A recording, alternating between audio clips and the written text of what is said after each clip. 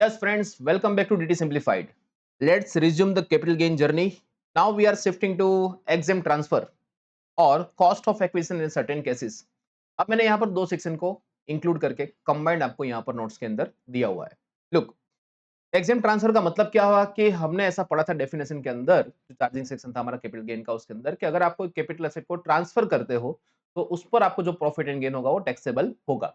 लेकिन कुछ ट्रांजैक्शन ऐसे हैं जिसको हम लोग ट्रांसफर की डेफिनेशन में कवर नहीं करते, मतलब उसको हम लोग एग्जेम्प्ट ट्रांसफर बोलते हैं. मतलब उस केस में आपको कैपिटल गेन नहीं लगेगा. ठीक है. लुक, सबसे पहला है distribution of capital asset on the total or a partial partition of HUF. मतलब अगर अपना एचयूएफ का पार्टीशन होता है और उसके जितने भी मेंबर्स है उसको जो भी प्रॉपर्टी दी जाती है तो वो एचयूएफ के हाथ में टैक्सेबल नहीं होगा. It is exempt in the hands of HUF. ठीक है.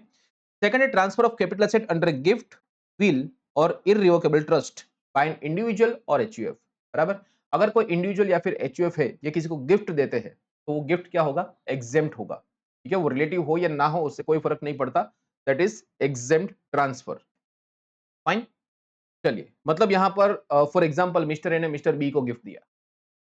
ठीक है. तो मिस्टर ए का प्रॉपर्टी था वो ट्रांसफर हुआ किसको? मिस्टर बी को. But such transfer is considered as a exempt transfer. तो यहां पर मिस्टर ए को कोई टैक्स नहीं देना पड़ेगा. ठीक है. अब मैं आपको थोड़ा सा यहां पर एक चीज आपको समझा देता हूं एग्जेम्प्ट ट्रांसफर के बारे में. लुक, यहां पर है फॉर एग्जांपल मिस्टर ए, सामने कौन है? Mister B. अब ये मिस्टर ए रिलेटिव हो या ना हो उससे कोई फर्क नहीं पड़ता, बिकॉज अभी हम लोग जो एंगल देख रहे हो किसका देख रहे हैं? मिस्टर ए का देख रहे हैं. मिस्टर ए ने अपना ये प्रॉपर्टी ट्रांसफर किया है to mister B under gift. तो ये जो ट्रांसफर किया है प्रॉपर्टी अंडर गिफ्ट, तो मिस्टर ए के हाथ में ये क्या हो जाएगा? एग्जेम्प्ट हो जाएगा. फॉर एग्जांपल मिस्टर ए ने परचेस किया इसको 40 लाख रुपए में. ठीक है. अब मिस्टर बी को एक गिफ्ट दिया है. अब टैक्सेबिलिटी कब अराइज होगी? जब मिस्टर बी इसको सेल करेगा. मान लो मिस्टर बी ने इसको सेल कर दिया है 60 लैक्स में. अब मिस्टर बी को पूछा जाएगा कि भाई तुम्हारा सेल 60 लैक्स में हुआ है, तुम्हारी कॉस्ट कितनी? तो मिस्टर बी किसकी ओर देखेंगे? मिस्टर ए की ओर. कितने में परचेस किया? तो उसने तो खुद ने परचेस किया ही नहीं है. परचेस इसने किया है मिस्टर ए ने. तो यहां पर क्या बनेगा कि यहां पर जो कॉस्ट ली जाएगी वो किसकी ली जाएगी? मिस्टर ए की. 40 लाख रुपए. यहां पर mister A is known as previous owner. तो यहां पर cost means what? Cost is a cost to the previous owner. अब मान लो यहां पर मिस्टर बी ने 2 लाख का खर्चा किया होता. राइट. तो कॉस्ट ऑफ इंप्रूवमेंट भी हम यहां पर क्या करते? माइनस करते. कॉस्ट ऑफ इंप्रूवमेंट 2 लाख रुपए. बराबर. तो 60 minus 40 minus 2 that comes to 18 lakhs. इतना आपका कैपिटल गेन आता. मतलब यहां पर कॉस्ट क्या है कि cost is cost to the previous owner plus previous owner ने अगर कोई इंप्रूवमेंट किया है तो वो, और असेसी खुद मिस्टर बी अपने केस में उसने अगर कुछ इंप्रूवमेंट किया है तो वो, तो सब कुछ हम यहां पर क्या करेंगे? माइनस करेंगे. डन. तो मिस्टर ए के हाथ में और वो चीज एग्जेम्प्ट हो जाएगी. मिस्टर बी के हाथ में ये जो गिफ्ट आई है वो टैक्सेबल हो सकती है अंडर आईएफओएस. ठीक है. बट इसको अभी हम लोग कंसीडर यहां पर नहीं करेंगे. डन. तो ये होता है पूरा का पूरा हमारा एग्जेम ट्रांसफर. अगर गिफ्ट या विल में अगर कोई ऐसे ट्रांसफर करी गई है तो ट्रांसफरर के हाथ में क्या हो जाएगी? एग्जेम्प्ट हो जाएगी. उसके बाद तीसरा पॉइंट है that is called holding in subsidiary company. अगर कोई कंपनी, दो कंपनी है, एक होल्डिंग एक सब्सिडरी और 100% होल्डिंग है कंपनी का. राइट. तो उस केस में अगर होल्डिंग कंपनी सब्सिडरी कंपनी को कोई एसेट बेचता है तो that sale is also exempt in the case of holding company. या फिर सब्सिडरी कंपनी होल्डिंग कंपनी को एसेट बेचता है तो वो भी क्या हो जाएगा? एग्जेम्प्ट हो जाएगा. मतलब यहां पर होल्डिंग कंपनी और सब्सिडी का रिलेशन है और वो भी 100% है, तो उस केस में आपको यहां पर ये ट्रांसफर क्या होगा? एग्जेम्प्ट होगा. ठीक है. आपको यहां पर क्या करना है कि जो भी ट्रांसफर किया गया है तो ट्रांसफर मतलब जिसने वो कंपनी, जिसने वो असेट सॉरी परचेस करी है, रिसीव करी है, वो 8 साल तक इसको स्टॉक इन ट्रेड में कन्वर्ट नहीं करेगा. ठीक है. उसको कन्वर्ट नहीं करेगा. या फिर 8 साल तक जो पेरेंट कंपनी है वो अपना 100% होल्डिंग बना के रखेगा. अगर वो होल्डिंग कम होता है तो उस केस में क्या होगा? अगर वो होल्डिंग कम होता है तो आपको जो एग्जेम्पशन मिला है वो क्या हो जाएगा? विथड्रॉ हो जाएगा. मतलब यहां पर आपको केस समझा देता हूं क्या होता है. मान लो यहां पर है एच लिमिटेड और सामने है एस लिमिटेड. एच लिमिटेड को एसेट परचेज करिए, 30 लाख रुपए की कॉस्ट है उसकी. इसने इसको सेल किया है. ठीक है, सेल किया फॉर एग्जाम्पल 50 लाख में, तो नॉर्मली यहाँ पर क्या होता है कि सेल करने पर 20 लाख का इसको कैपिटल गेन होना चाहिए। तो जो 20 लाख रुपीज यहाँ पर कैपिटल गेन है, ये क्या हो जाएगा, एग्जेम्प्ट हो जाएगा। ठीक है, अब मान लो एस लिमिटेड ने इसको सेल किया है, फॉर एग्जाम्पल इसको सेल कर दिया है 65 लाख में। अब एस लिमिटेड के हाथ में कॉस्ट क्या रहेगी, तो एस लिमिटेड में कॉस्ट आएगी, cost is cost to the previous owner that is 30 lakh. तो कॉस्ट यहाँ पर 30 लाख रुपए क्या हो जाएगी, माइनस हो जाएगी। तो 35 lakh is your capital gain. ये किसकी बात हो रही है, एस लिमिटेड की। डन, ऐसा होगा इसमें। हम यहाँ पर ये जो ट्रांजेक्शन हुआ है इसको हम लोग क्या करेंगे, इग्नोर करेंगे। 20 लाख इसको यहाँ पर कैपिटल गेन करने की जरूरत नहीं है। डन? लेकिन मान लो ऐसा हुआ कि 8 साल के दौरान होल्डिंग कंपनी ने अपना होल्डिंग हटा लिया, तो जिस साल में वो अपना होल्डिंग हटाएंगे या फिर एस लिमिटेड जब उसको कन्वर्ट करेगा, इसमें वाइस वर्सा समझ लेना, होल्डिंग सब्सिडी या सब्सिडी टू होल्डिंग। अब मान लो होल्डिंग ने अपना हिस्सा कम कर दिया, तो जिस साल में कम किया उस साल में एक इंपैक्ट पड़ेगा। क्या पड़ेगा, लुक, उस साल में आपका एग्जेम्पशन क्या हो जाएगा, एग्जेम्पशन विड्रॉन हो जाएगा। क्या हो जाएगा, एग्जेम्पशन विड्रॉ हो जाएगा। तो क्या होगा कि जो यहां पर 20 लाख पहले जो कैपिटल गेन हमने एग्जेम्प्ट किया है, वो वापस एज लिमिटेड के हाथ में क्या हो जाएगा, 20 लाख टैक्सेबल हो जाएगा, जिस साल में विड्रॉ किया उस साल में। अब उस केस में एस लिमिटेड में क्या होगा, अब मान लो एस लिमिटेड अब उस असेट को बेचता है 65 लाख में, तो उसकी कॉस्ट कितनी, तो अब उसकी कॉस्ट रहेगी कितनी, यहां पर 50 लाख रुपए। तो यहां पर 15 लाख रुपए उसके हाथ में टैक्सेबल आएगा, एस लिमिटेड। ठीक है, जब एग्जेम्पशन विड्रॉ हो जाता है तब आपको कॉस्ट में ये कंसीडर करना है। लेकिन अगर एग्जेम्पशन अवेलेबल है तो cost is a cost to the previous owner. ठीक है, अगर एग्जेम्पशन विड्रॉ होता है तो एक्विजिशन कॉस्ट, और अगर एग्जेम्पशन विड्रॉ नहीं है तो cost to the previous owner. Right, तो अल्टीमेट देखो यहाँ पर 20 लाख ये और 15 लाख ये, 35 लाख टैक्स हुआ, इधर भी आपका 35 लाख ही होता है। सिंपल, खाली क्या होगा, टैक्सेबिलिटी अलग अलग लोगों के हाथ में डिवाइड हो जाएगी अगर ऐसा एग्जेम्पशन विड्रॉ होता है तो यही चीज मैंने यहाँ पर आपको मेंशन करके दी हुई है। लुक, कॉस्ट ऑफ एक्विजिशन क्या होगा, जब ये एसेट बेची जाएगी तब। देखो एग्जेम्प्ट ट्रांसफर में जब तक एसेट सेल नहीं होता तब तक कोई टैक्सेबिलिटी अराइज नहीं होती, जो एसेट बेचेगा उसके हाथ में टैक्सेबल होगा। Look, so cost of acquisition will be what, that is a cost of acquisition means acquisition by the previous owner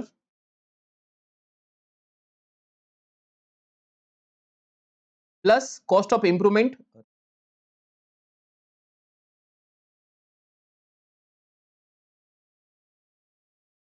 cost of improvement by the previous owner और cost of improvement by the assessee. Mister A ने कुछ purchase किया तो purchase cost, plus उसने improvement किया उसकी cost, plus mister B ने कुछ इंप्रूवमेंट किया तो उसकी कॉस्ट, ये सारे आपके बनेंगे कॉस्ट ऑफ एक्विजिशन। ठीक है, however in case of point C above, ये अपना ये वाला पॉइंट, अगर एक्विजिशन विड्रॉ हो जाता है तो क्या होगा, तो उस केस में cost of acquisition means what, cost at which asset acquired from the transferor. तो मैंने आपको बताया था कि अगर सब्सिडी कंपनी ने एग्जेम्पशन विड्रॉ हो जाता है तो सब्सिडी कंपनी के हाथ में कॉस्ट क्या आएगी, 50 लाख रुपए जो उसने परचेस किया था वो वाला। ठीक है, अगर उसने विड्रॉ नहीं होता एग्जेम्पशन तो फिर cost to the previous owner. Simple. Holding period आपको कहां से देखना है, होल्डिंग पीरियड आपको देखना है यहां से, इसमें प्रीवियस ओनर का भी होल्डिंग पीरियड क्या होगा, यहां पर इंक्लूड होगा। एस लिमिटेड से लेकर सेल डेट तक का आपको होल्डिंग पीरियड यहां पर देखना है। यहां पर भी मिस्टर ए से लेकर मिस्टर बी तक आपको यहां पर होल्डिंग पीरियड देखना है। ठीक है, चलिए, तो प्रीवियस ओनर का भी उसको होल्डिंग पीरियड क्या हो जाएगा, इंक्लूड हो जाएगा। ठीक है, previous owner of the property मतलब क्या होगा कि मान लो मिस्टर ए को भी किसी ने गिफ्ट दिया था, मान लो मिस्टर ए को उसके पापा ने गिफ्ट दिया था, उसके पापा ने उसको दादा को गिफ्ट दिया था। अब दादा ने जो गिफ्ट दिया, दादा ने जो प्रॉपर्टी अपने पापा को गिफ्ट दी, पापा ने मिस्टर ए को दिया, मिस्टर ए ने मिस्टर बी को दिया। तो दादा के पास कहां से है प्रॉपर्टी, तो उसने परचेस करी थी, तो फिर हम लोग दादा की कॉस्ट देखेंगे। मतलब अल्टीमेट जिसने पैसा देकर परचेस किया उसकी कॉस्ट, इन बिटवीन जितने भी ट्रांजैक्शन है वो सारे के सारे क्या किए जाएंगे, इग्नोर किए जाएंगे। डन, चलिए उसके बाद है एक मंजुला जी शाह का, यहाँ पर आपका बॉम्बे हाईकोर्ट का जजमेंट है कि भाई इंडेक्सेशन बेनिफिट भी आपको कहां से मिलना चाहिए, प्रीवियस ओनर का जो पीरियड है वहां से ही मिलना चाहिए। ठीक है, उसके बाद है ट्रांसफर इन रिलेशन टू अमलगामेशन। अमलगामेशन के केस में क्या होगा कि जो सेलिंग कंपनी है वो परचेसिंग कंपनी को अपनी सारी एसेट ट्रांसफर करती है, राइट, तो वो ट्रांजेक्शन भी क्या हो जाएंगे, एग्जेम्प्ट हो जाएंगे। फिर दूसरा होता है डीमर्ज कंपनी, डीमर्जर और रिजल्टिंग कंपनी। तो डीमर्ज कंपनी के केस में क्या होता है कि डीमर्जिंग कंपनी अपना एक टुकड़ा रिजल्टिंग कंपनी को ट्रांसफर करता है, तो अपनी जितनी भी एसेट उसने ट्रांसफर करी है वो सारी की सारी क्या हो जाएगी, एग्जेम्प्ट हो जाएगी। बराबर, ये हो गया कंपनी टू कंपनी ट्रांजैक्शंस, मतलब एक कंपनी ने दूसरे कंपनी को अपनी असेट अमालगमेशन या फिर डीमर्जर में ट्रांसफर करी है, तो ये सारे के सारे ट्रांसफर क्या हो जाएंगे, एग्जेम्प्ट हो जाएंगे। अब हम देखेंगे शेयर होल्डर के हाथ में क्या होगा। Cost of acquisition will be the same again, मैं वापस से उसको रिपीट नहीं कर रहा हूं, यहाँ पर प्रीवियस ओनर ही रहेगा और होल्डिंग पीरियड भी क्या होगा, प्रीवियस ओनर का भी होल्डिंग पीरियड यहाँ पर इंक्लूड होगा। वो आपको डिटरमाइन करना पड़ेगा किसके लिए, लॉन्ग टर्म या फिर शॉर्ट टर्म के लिए, ठीक है। चलिए, उसके आगे transfer of issue of share in relation to amalgamation और डीमर्जर। अब होता क्या है यहाँ पर कि अभी आप लोग फॉर एग्जांपल शेयर होल्डर्स हो, currently you are share holders of A limited. अब ए लिमिटेड का अमालगमेशन हो गया और वो कंपनी बन गई बी लिमिटेड। अब होगा क्या कि शेयर होल्डर्स जितने भी ए लिमिटेड के हैं उसको क्या मिलेगा, बी लिमिटेड के शेयर्स मिलेंगे। तो share holders of A limited will get the shares of B limited. अब जब आप इसको सेल करोगे, तब आपने सेल क्या किया है, शेयर्स ऑफ बी लिमिटेड, लेकिन आपने उसको परचेज तो किया ही नहीं है। तो परचेज आपने क्या किया था, ए लिमिटेड के शेयर्स। तो यहां पर आप लोग मोटा मोटा अगर ऐसा समझो तो ऐसा हुआ कि आपने ए लिमिटेड के शेयर्स को गिव अप कर दिया, सामने आपको बी लिमिटेड के शेयर्स मिले। तो यहां पर आपने जो गिव अप किया जब, तो ये हो गया आपका एग्जेम्प्ट, इस पर आपको कोई टैक्स नहीं भरना है। लेकिन जब भी आप सेल करते हो बी लिमिटेड के शेयर्स, तब आपको टैक्सेबिलिटी अराइज होगी। तो आपने जितने में शेयर्स बेचे बी लिमिटेड के, वो आपकी सेल प्राइस, और कॉस्ट क्या रहेगी, कॉस्ट आपके रहेगी शेयर्स ऑफ ए लिमिटेड, ठीक है। और होल्डिंग पीरियड भी आपका यहां से चालू करते हुए सेल डेट तक माना जाएगा, सिंपल। बराबर। अब डीमर्जर में क्या होता है, लुक, डीमर्जर में ऐसा होगा कि जब आप इस एसेट को बेचते हो, ठीक है, क्या डीमर्जर ये रहा, यस। अब डीमर्जर में देखो यहां पर ऐसा होता है, लुक मैं आपको पूरा समझा देता हूं। What happens in a demerger, मान लो यहां पर रिलायंस लिमिटेड, उसका नेटवर्थ है 1000 करोड़। अब उसने क्या किया कि अपना 25% अपना हिस्सा जो भी था, वो उसने डीमर्ज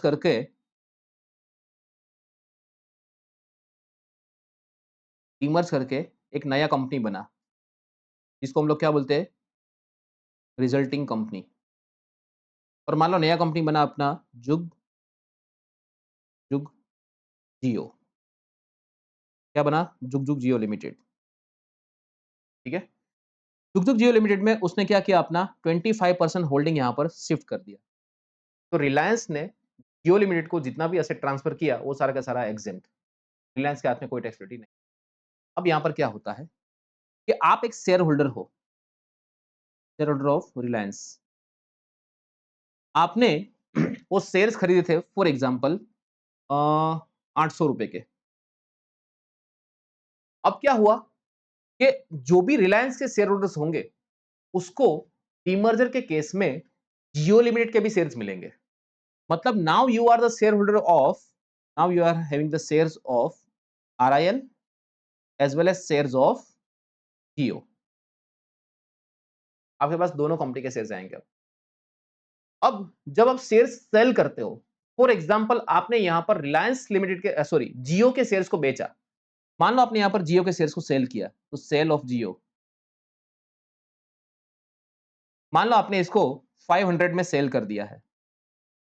अब आपको पूछा जाएगा कि भई आपने जियो का जो शेयर्स है उसकी कॉस्ट कितनी, तो उस केस में देखना, यहां पर ध्यान से समझना, आपने ये शेयर्स कितने में खरीदे थे, रिलायंस के 800 में।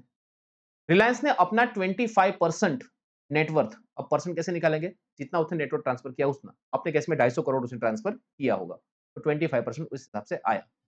तो रिलायंस ने अपना जितना भी यहां पर होल्डिंग ट्रांसफर नेटवर्थ जितना ट्रांसफर किया है, उतना प्रोपोर्शनेटली कॉस्ट यहां पर जियो की असाइन होगी। मतलब यहां पर कॉस्ट क्या होगी, इसकी कॉस्ट होगी रिलायंस के 800 रुपए into 250 crore divide by 1000 crore, ये क्या है, नेटवर्थ 25%। तो यहां पर इसकी कॉस्ट आएगी 200 रुपए। तो your capital gain would be what, 300 rupees. ये जियो की बात होगी। अब मान लो आपने रिलायंस का शेयर बेचा है 900 रुपए में, 900 में। अब रिलायंस की कॉस्ट कितनी, क्योंकि सर आपने 800 में खरीदा था, 800 में खरीदा था, लेकिन 200 रुपए मैंने यहां पर जियो को दे दिए, ठीक है। तो यहां पर रिलायंस की कॉस्ट में क्या होगा, 800 माइनस 200, 600। रिलायंस में आपको 300 रुपए का फायदा डीमर्जर में ऐसा होगा। तो यहाँ पर आपको फॉर्मूला दिया कुछ ऐसे A into B divide by C ऐसा करके प्रोपोर्शनेट दिया हुआ है, लेकिन आप अंडरस्टैंडिंग से करोगे तो आपको इजीली ये याद रह जाएगा। आपको ये कुछ याद रखने की जरूरत नहीं पड़ेगी। डन।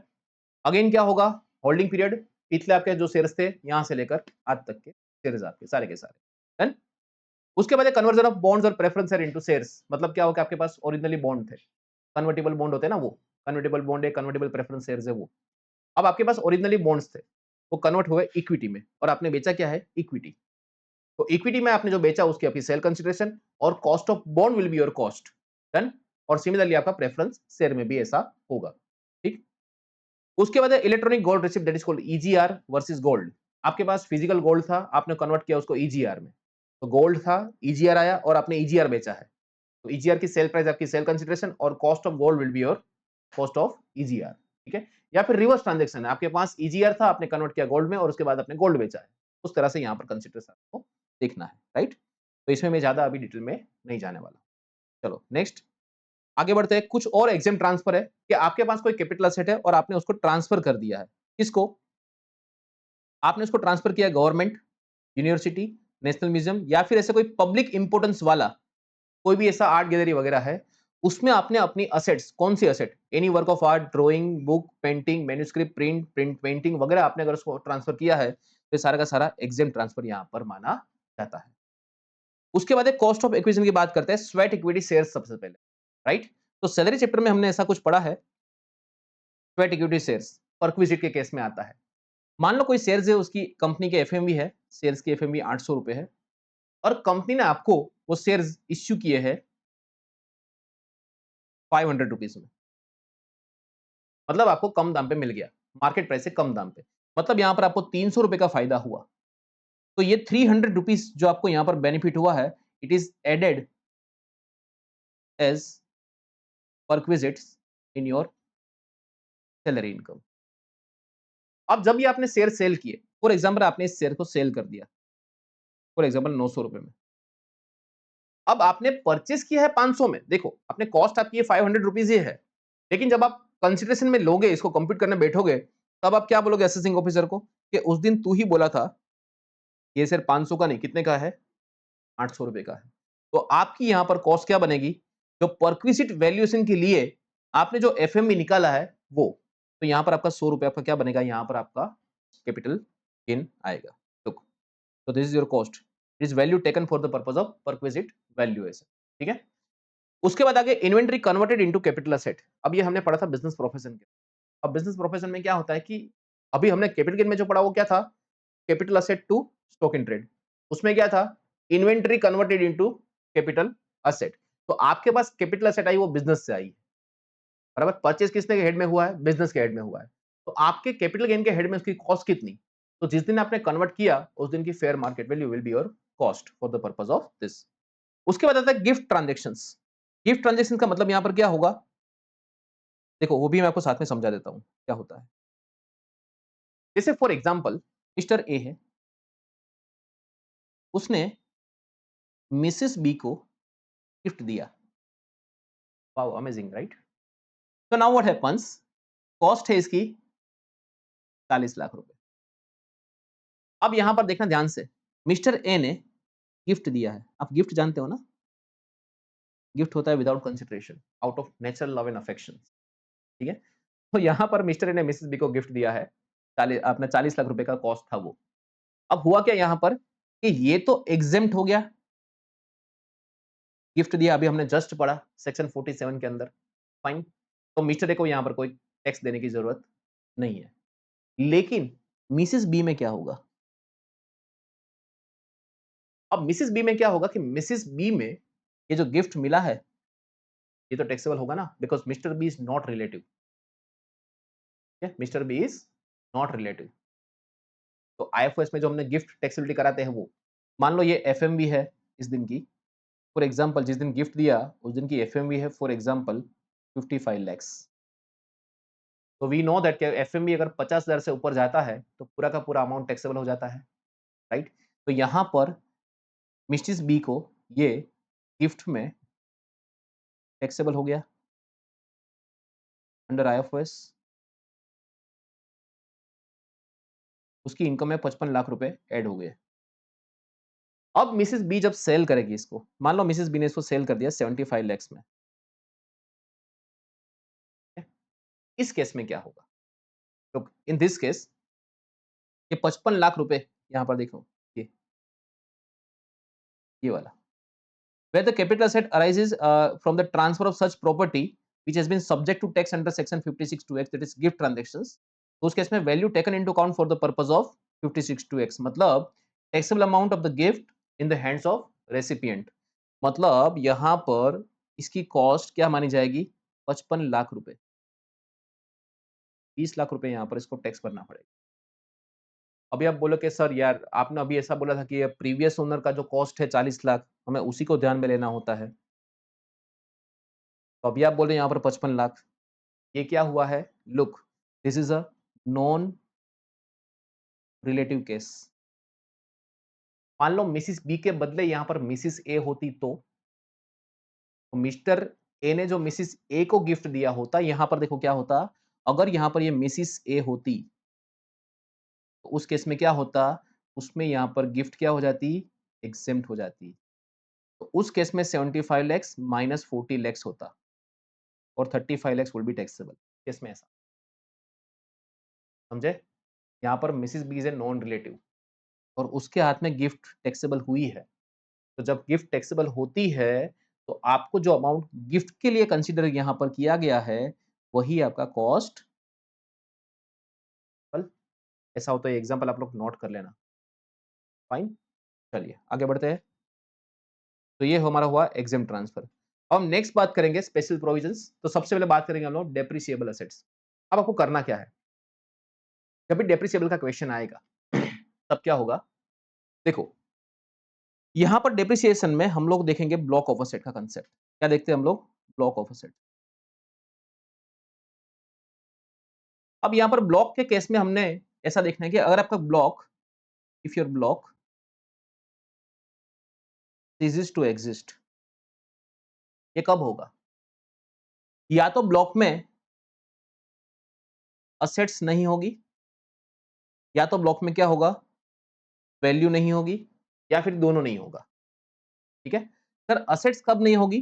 जब आपने all the assets you have sold, all the assets sold.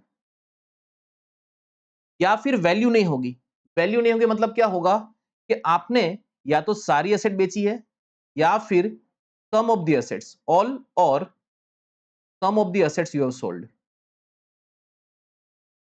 और आपने इतना प्राइस पे बेचा है कि आपका सेल कंसीडरेशन वो ज्यादा है किससे? ब्लॉक की वैल्यू से, वैल्यू ऑफ ब्लॉक से भी ज्यादा है। तो उस केस में आपको यहां पर कैपिटल गेन होगा। यहां पर आपने सारी एसेट बेच दी है और अगर आपका sale consideration is less than value of block, तो उस केस में भले ब्लॉक में वैल्यू अभी भी बाकी है लेकिन आपको यहां पर क्या होगा? कैपिटल लॉस होगा, एसटीसीएल, और हमेशा शॉर्ट टर्म कैपिटल लॉस ही होगा। ठीक है, तो देखो यहां पर मैंने आपको एग्जांपल के साथ ये समझाया हुआ है। Look, when all or some of the assets within a block are transferred, या तो आप सारी एसेट बेचते हो या फिर आप उसमें से कुछ असेट को बेचते हो, तो उस केस में आपका ब्लॉक सीज टू एग्जिस्ट हो जाता है। क्यों होगा?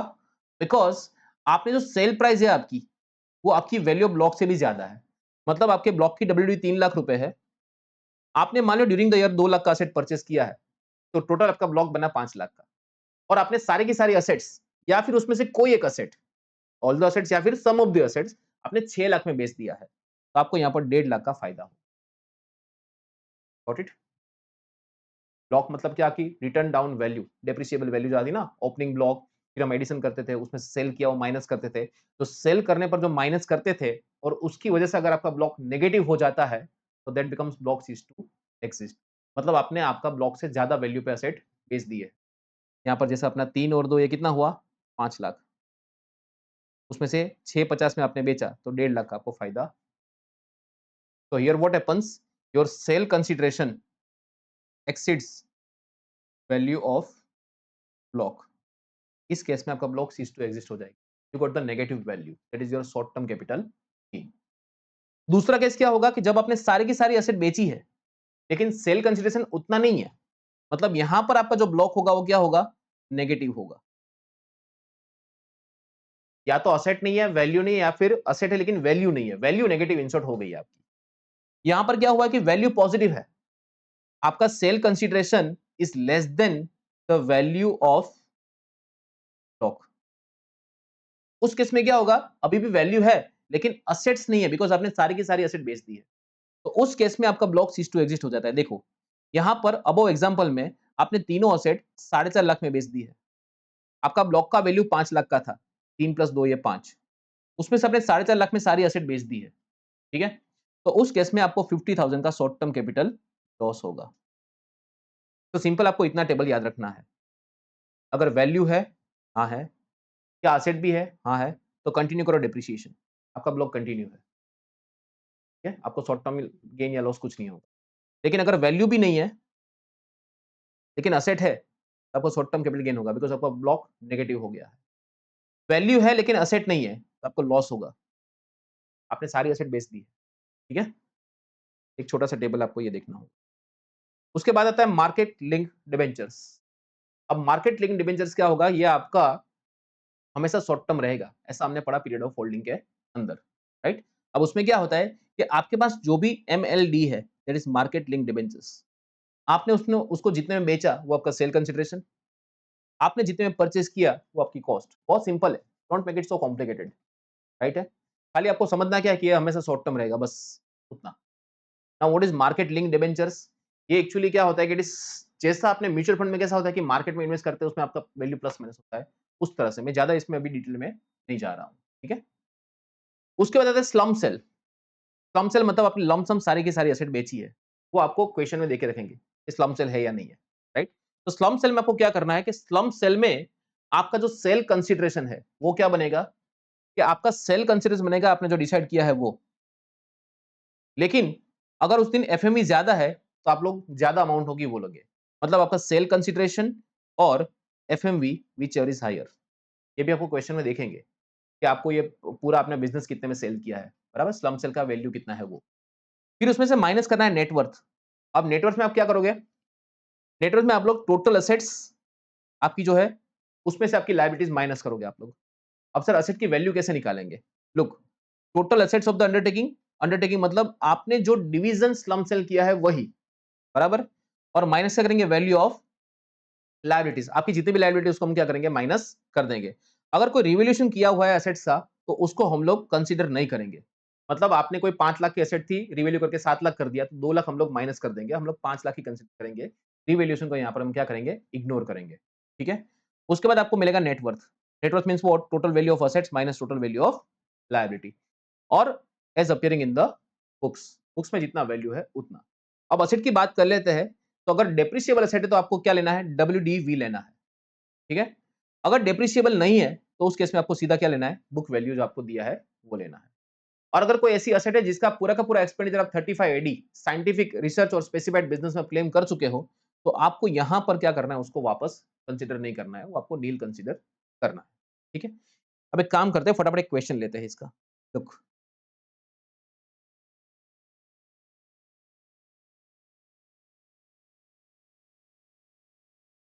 Question number 11 just read only, just go through once, ठीक है। क्वेश्चन 12 देखो, अमलगमेशन वाला क्वेश्चन है। तो क्या बोलता है, M held 2000 shares in a company, ABC Limited, Indian company. The company is amalgamated with another Indian company during the previous year, 31st March 2025. In the scheme of amalgamation, M was allotted 1000 shares in the new company. उसको नई company में 1000 share मिले हैं, पुरानी company के 2000 shares थे, नई company में उसको 1000 शेयर्स मिले हुए हैं। The market value of shares allotted is higher by 50,000. मतलब आपको जो नई कंपनी के शेयर्स मिले उसमें आपको 50,000 रुपीज का बेनिफिट हुआ है। तो क्या ये कैपिटल गेन टैक्सेबल होगा, answer is no, because amalgamation के टाइम के जो शेयर एक्सचेंज होते हैं उसमें उसको हम क्या मानते हैं, एग्जेम ट्रांसफर मानते हैं। जब तक वो शेयर्स हम बेचेंगे नहीं तब तक उसमें कोई कैपिटल गेन टैक्स आएगा नहीं, ठीक है। चलिए उसके बाद है, mister A purchase gold in 1974 rupees 25,000 in the PY 24-25, he gifted his son at the time of marriage. कोई फर्क नहीं पड़ता, अभी हम यहाँ पर किस देख रहे हैं, मिस्टर ए के एंगल से देख रहे हैं। तो मिस्टर ए के हाथ में क्या है, टैक्सेबल होगा, answer is no. Because gift दिया हुआ दैट इज एग्जाम ट्रांसफर, तो उस केस में कोई भी टैक्सेबिलिटी नहीं आएगी। उसके बाद house property is purchase by HUF in 1945 for 20,000 and now it is given to one of the family members in a partition. तो पार्टीशन में जितना भी एचयूएफ ने दिया वो भी क्या होता है, एग्जाम ट्रांसफर होता है। तब एचयूएफ को यहाँ पर कोई टैक्स देने की जरूरत नहीं है। उसके बाद mister B purchase 50 convertible debentures, उसको कन्वर्ट कर दिया गया इक्विटी में, ठीक है। तो conversion is also exam transfer, तो उस केस में भी ये डिबेंचर टैक्सेबल नहीं होगा। Now the next we are shifting to the reverse mortgage. I think we missed one thing, reverse mortgage, yes this point. कोई भी असेट रिवर्स मॉर्गेज के अंदर दी जाती है तो वो क्या हो जाती है, एग्जाम ट्रांसफर हो जाती है। अब ये रिवर्स मॉर्गेज क्या है मैं आपको समझा देता हूँ। लुक, जनरली क्या होता है कि आप मॉर्गेज तो जानते ही हो कि आप प्रॉपर्टी अपना गिरवे रखते हो और बैंक आपको लोन देती है और आप उसमें क्या करते हो, इंस्टॉलमेंट पे करते हो। यहाँ पर केस उल्टा है। ये बेनिफिट मिलता है सीनियर सिटीजन्स, जिसके पास प्रॉपर्टी है लेकिन रूटीन एक्सपेंडिचर खाने पीने के पैसे नहीं है, बराबर, रिटायर्ड है फॉर एग्जाम्पल, तो कहाँ से पैसे आएंगे। तो उस केस में क्या है कि यहाँ पर एक स्कीम बनाया गया ऐसा है कि सीनियर सिटीजन अगर चाहे तो अपना प्रॉपर्टी बैंक को गिरवे रखेगा और उल्टा उसको इंस्टॉलमेंट्स मिलेंगे, मतलब बैंक उसको हर महीने पैसा देगी, ठीक है। उसका एक टर्म डिसाइड होता है टर्म्स कंडीशन के हिसाब से। अब ये जो प्रॉपर्टी उसने गिरवे रखा है that is known as reverse mortgage. तो रिवर्स मॉर्गेज में बैंक को जो प्रॉपर्टी दिया है वो क्या हो जाता है, एग्जाम ट्रांसफर, ठीक है। आप याद रखना, आपको यहाँ पर इसका क्वेश्चन है that just you can go through once. 14 और 15 एक बार देख लेना इसको। चलिए उसके बाद है alienation of the residential house property in a transaction of reverse mortgage under scheme and notified by the central government is treated as transfer। आपको पूछा ट्रू एंड फॉल्स, ये फॉल्स है बिकॉज रिवर्स मॉर्गेज में दिया गया property क्या है, exam transfer है। नेक्स्ट आपको बोला है zero coupon bond ZCB is eligible corporation held for 14 months will be long term, answer is yes। ZCB को 12 महीने लगते हैं। ZCB means a bond on which no payment and the benefit are received or receivable before the maturity or redemption, तो answer is true, ठीक है। उसमें क्या होता है कि वो आपको लास्ट मोमेंट पर नॉर्मल फेस वैल्यू या फिर प्रीमियम से वो क्या करते हैं, उसको रिडीम करते हैं। चलिए उसके बाद है Action Sons HUF, question number 17, purchase a land for 1,20,000 in the previous year 2022-23। चलो सबसे पहले क्या करने का, डिटेल निकालने का। आपको ये चीज हमेशा हैबिट बना के रखनी होगी, राइट। जब यहाँ पर साइड में लिख रहा हूँ, आपको क्या करना है, यहाँ पर एक प्रॉपर्टी उसने परचेज करी है 1,20,000, तो you have to write it like this 1,20,000 in 2023। देखो इसके ना मार्क्स होते हैं ना मार्क्स कटते हैं, right, so don't worry about it, इसमें ज्यादा प्रेजेंटेशन की चिंता नहीं है। This is just a snapshots of your questions, so that आपका सॉल्व करते टाइम आपके पास सारे फिगर्स रेडीमेड अवेलेबल, ठीक है। Okay, then what, in 2006-7 a partition takes place when Mr. A, a co-partner, is allotted this plot valued at 1,50,000, ठीक है। तो 2006-7 में क्या हुआ, पार्टीशन हुआ और मिस्टर ए को ये प्लॉट मिला है और उस दिन उसकी वैल्यू है 1,50,000 रुपए। तो यहां पर HUF ने पार्टीशन में अपने मेंबर को ट्रांसफर किया है, जो उसने 120 में खरीदा था, 150 उस दिन का वैल्यू है। हमें उससे कोई फर्क नहीं पड़ता, इस वैल्यू को हम क्या करेंगे, इग्नोर करेंगे, because this is exam transfer in the hands of HUF। अब जो होगा वो मिस्टर ए के हाथ में देखा जाएगा, ठीक है। Now see, he had incurred the expense of 235। अब ये क्या हुआ, it is a cost of improvement. कब किया उसने, इन द प्रीवियस ईयर 2007-8, तो 2007-8 में एक घटना घटी, कॉस्ट ऑफ इंप्रूवमेंट हुआ, COI कितना हुआ, 2,35,000 का। Done. Mister A sales plot of land for 15 lakhs in PY 24-25। अब 2024-25 में उसने सेल किया है 15 लाख में। After incurring the expense to the extent of 20,000, तो expense on transfer 20,000 rupees, expense हुआ 20,000। परचेस करते टाइम का एक्सपेंस का कुछ नहीं करना है भाई, जो भी हो सेल करते टाइम में देखना है, ठीक है। इतना हुआ, you are required to compute capital gain. अब हमने ऐसा कुछ पढ़ा है, एक काम करते, चलो मैं टेक्स्ट की ओर आ जाता हूं, एक बार आपको टेक्स्ट बता देता हूं, ये वाला वापस एक बार बता देता हूं। Look, taxability of capital gain, अगर आपके कोई एसटीटी पेड शेयर्स है, जिसको हम लोग बोलते हैं लिस्टेड कंपनी के शेयर्स, उसमें अगर डीलिंग हुआ तो उसमें आपको दो टाइप के गेन हो सकते हैं, या तो लॉन्ग टर्म होगा या तो शॉर्ट टर्म होगा। अगर लॉन्ग टर्म हुआ तो टैक्स लगेगा 10%। अगर 23 जुलाई से पहले ट्रांसफर हुआ है तो 23 जुलाई के बाद ट्रांसफर हुआ है तो 12.5% उसमें लगेगा। It is called 112A। Short term अगर है और 23 जुलाई से पहले है तो 15% लगेगा, दैट इज कॉल्ड 111A। और 23 जुलाई के बाद लगेगा 20%। अदर ट्रांजेक्शन में अगर लॉन्ग टर्म, अब यहां पर बाकी सारी एसेट्स आ गई, लिस्टेड कंपनी के शेयर्स को छोड़ते हुए अनलिस्टेड कंपनी के शेयर्स, प्राइवेट कंपनी के शेयर्स, लैंड, बिल्डिंग, ज्वेलरी, कोई भी कैपिटल एसेट हो, उसमें अगर आपको लॉन्ग टर्म गेन हुआ है तो 23 जुलाई से पहले 20% था, after 23 July it is 12.5%, it is known as 112। So it is LTCG 112, 112A and 111A। और नॉर्मल दूसरा कोई भी शॉर्ट टर्म कैपिटल गेन है, ठीक है, चाहे वो लैंड एंड बिल्डिंग में से हो, चाहे वो शेयर्स में से हो, कोई भी हो, शॉर्ट टर्म कैपिटल गेन है तो वो आपकी स्लैब रेट में मैच हो जाएगा। ठीक है, ऐसा है। अब जब आप 112A कंसीडर करते हो, यहां पर ये 112A, इसका जब आप टैक्स कंप्यूट करते हो, मान लो आपको 2 लाख का कैपिटल गेन हुआ है तो 1,25,000 आपको निकाल देना उस टाइम। सी, ये 125 एग्जेम्पशन नहीं है, इस पर आपको टैक्स नहीं भरना है, टैक्स आपको 75,000 पे भरना है। आपकी इनकम में तो 2 लाख रुपए ही ऐड होगा, 112A की बात हो रही है, राइट? तो 1,25,000 is not taxable. It will be included in the total income. TI में हिस्सा बनेगा, पूरे का पूरा 2 लाख ऐड होगा, राइट? जो हमने यहां पर देखा एग्जांपल, वो खाली टैक्स आपको 75 पे भरना है, मतलब 125 तक आपको कोई टैक्स देने की जरूरत, 112A। उसके बाद आपको बोला है यहां पर कि आपको कोई भी रिबेट नहीं मिलेगा 87A का 112A के सामने। इसके सामने आपको कोई भी डिडक्शन नहीं मिलेगा, ठीक है, इसके सामने आपको कोई भी डिडक्शंस नहीं मिलेंगे चैप्टर 6A। और आपका बेसिक एग्जाम्पशन लिमिट भी पहले आपकी नॉर्मल इनकम से एग्जॉस्ट होगा, उसके बाद अगर जगह बचती है तो आपको 20% वाला जो है 111 है उसको ऐड करना है, उसके बाद अगर जगह बची तो 112 ऐड करना है, और उसके बाद जगह बचती है तो 112A आपको उसमें क्या करना है, एडजस्ट करना है। मतलब जो टैक्स जिसका ज्यादा है उसको पहले हम लोग एडजस्ट करेंगे, ठीक है। फॉर एग्जाम्पल, आपकी नॉर्मल इनकम है 2 लाख रुपए, आपका STCG हुआ है 111A, दैट इज 20,000। LTCG हुआ है 112, दैट इज फॉर एग्जाम्पल 40,000। और LTCG 112 हुआ है 112A, that is for example 1,40,000। ठीक है। तो जब से सबसे पहले आपका बेसिक लिमिट की बात करें तो आपका BEL है, ये बेसिक एग्जाम्पशन लिमिट।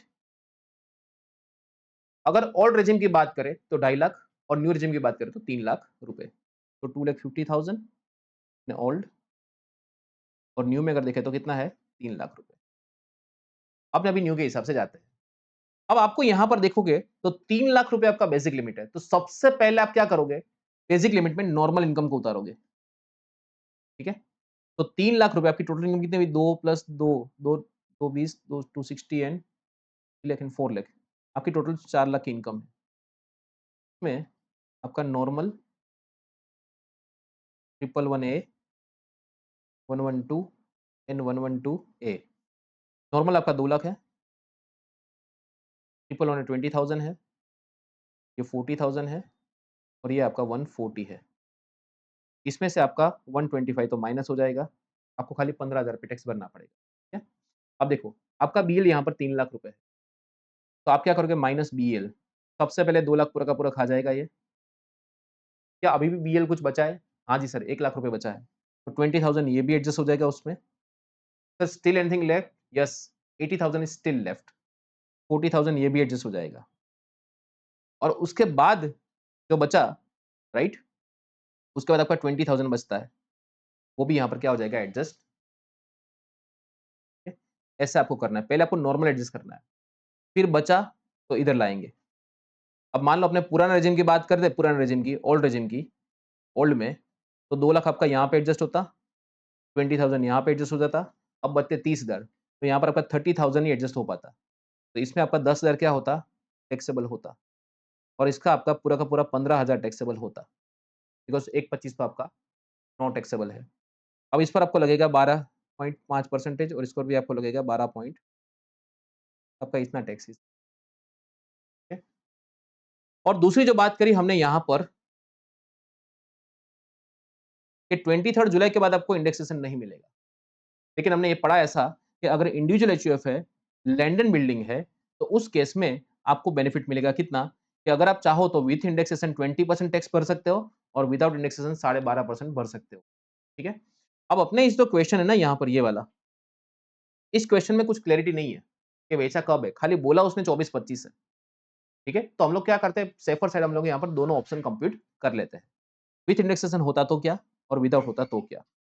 अब पहली बात यहाँ पर मिस्टर ए जो है उसने प्रॉपर्टी सेल किया 15 लाख में, तो सेल कंसिडरेशन 15 लाख माइनस आपका एक्सपेंस ऑन ट्रांसफर है 20,000, इसको आपको भूलना नहीं है, मैंने आपको बताया है, राइट। तो 1480 is your net sale consideration, it is your net sale consideration.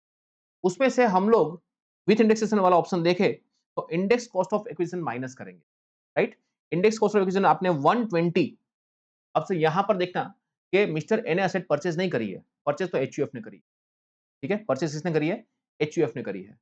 तो यहां पर मिस्टर ए के हाथ में cost is a cost to the previous owner, that is HUF का कॉस्ट, दैट इज 120, और उसमें से हम इंडेक्सेशन करेंगे 24-25 में ही ट्रांसफर हुआ है, तो 363 डिवाइड बाय 122 तो आता है 357, और विदाउट इंडेक्सेशन में हम 120 सीधा माइनस करेंगे।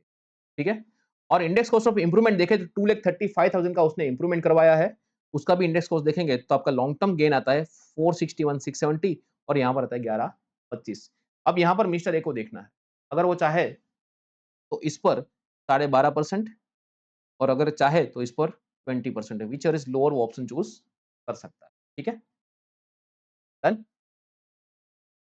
चलिए अब आगे बढ़ते हैं, question number 18।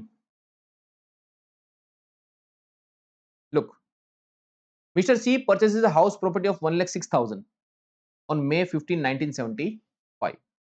The following expenses are incurred by him for making addition or alteration in the house property. क्या क्या उसने खर्चा किया है, एक तो उसने परचेज किया है 3,10,000 में, 82-83, मतलब ये बिफोर 1401 है। उसने कंस्ट्रक्ट किया सेकंड फ्लोर, ये आफ्टर 1401 है, इंप्रूवमेंट। अगर ये कंस्ट्रक्शन 2001 से पहले होता तो हम इसको इग्नोर करते हैं, बिकॉज ये सब हम कहाँ कंसिडर कर देंगे, एफएमवी में कंसिडर करते। तो 310 देन 735 आपका कॉस्ट है, उसके बाद वापस उसने इंप्रूवमेंट किया है 5.5 लाख का। ठीक है, एफएमवी ऑफ द प्रॉपर्टीज 850, यहाँ पर फेयर मार्केट वैल्यू आपको दिया है 8,50,000।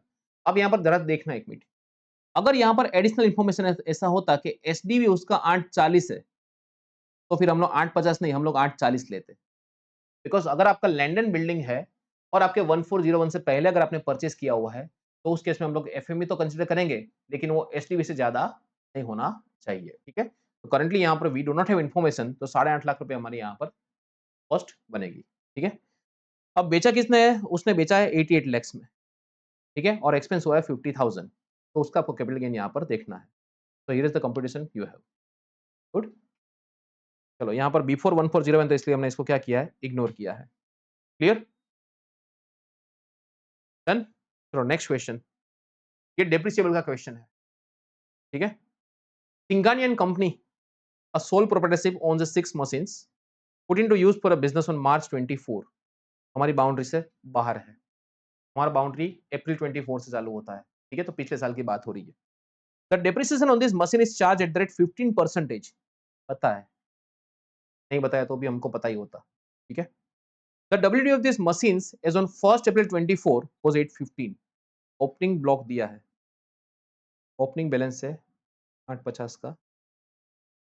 3 of the old machines were sold on, अब यहां पर टोटल 6 मशीन है, उसमें से पुराने 3 मशीन उसने बेच दिए हैं जून 24 में। ठीक है, 11 लाख में। And second hand plant was bought for 850 on 30th November. तो अगर आपको डेप्रिसिएशन थोड़ा सा भी याद हो तो हम लोग ऐसा करते थे, ओपनिंग बैलेंस, फिर हम कुछ ऐसा लिखते थे, एडिशंस। एडिशन में हम लोग क्या देखते थे, put to use for 180 days और मोर, और put to use for 180 days less than 180 days. अब यहां पर आपने जो 8.5 लाख का प्लान खरीदा है, या आपने खरीदा है लेस देन 180 में, तो टोटल आपका वैल्यू हुआ 17 लाख। उसमें से आपने 3 मशीन बेच दिए 11 लाख में, असेट्स सोल्ड 11 लाख, तो आपके पास बचा कितना? 6 लाख। अब 6 लाख में क्या-क्या चीज़ें हैं? आपके 3 ओल्ड मशीन है और 1 आपका न्यू, न्यू मतलब जो आपने सेकंड हैंड खरीदा है वो है, ठीक है? तो यहाँ पर एक चीज़ नोटिस करना, आपका जो ये ब्लॉक है ना, ये ब्लॉक में वैल्यू भी एक्सिस्ट करती है और असेट्स भी है। मतलब आपका ब्लॉक सीज़ टू एक्सिस्ट नहीं हुआ है। It means you have to compute depreciation, right? तो अब यहाँ पर आपको डेप्रिसिएशन कंप्यूट करना पड़ेगा। ये जो 6 लाख रुपए आपके हैं, अब देखो मैं आपको सिंपल एक तरीका बता देता हूँ वापस यहाँ पर डेप्रिसिएशन। लुक, आपको करना क्या है? ओपनिंग ब्लॉक 8.5 का प्लस एडिशन है आपका 8.5 का, ये एडिशन है आपका लेस देन 180 मतलब ये हाफ वाला है, right? 17 lakh less assets sold. Assets sold आपने करी है कितने में? 11 लाख में फ्रॉम ओपनिंग ब्लॉक। 6 लाख आपका वैल्यू बचा है। अब क्वेश्चन है कि सर डेप्रिसिएशन लगाना किस तरीके से है? क्योंकि ये जो है ये हाफ रेट वाला है, ये फुल रेट वाला है। तो सिंपल आपको क्या करना है? लुक, आपके पास यहां पर टोटल आपका 17 लाख का बैलेंस है।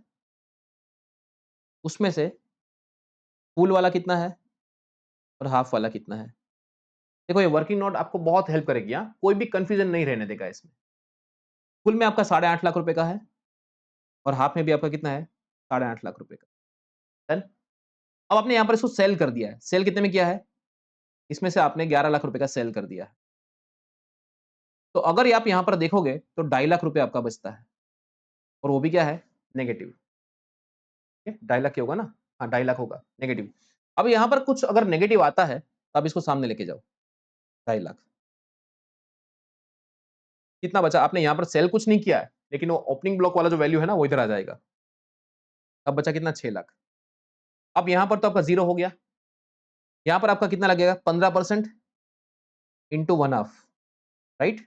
तो 45,000 का आपका डेप्रिसिएशन आएगा। आपको ये वर्किंग नोट बना के रखना है, आपके लिए बहुत काम ईज़ी हो जाएगा, ठीक है? देखो, चलो आ जाओ। तो आपको डेप्रिसिएशन पहला बोला था क्वेश्चन हमारा, डेप्रिसिएशन दैट इज़ डन। फिर आपको बोला compute the capital gain liable for tax for AY 25-26। कोई नहीं होगा। यहाँ पर ब्लॉक आपका सीज़ टू एक्सिस्ट नहीं हो रहा है।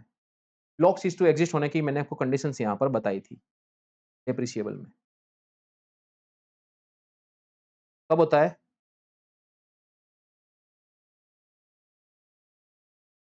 जब आप सारी या फिर उसमें से कुछ एसेट को बेचते हो और आपका सेल कंसिडरेशन इज़ हायर।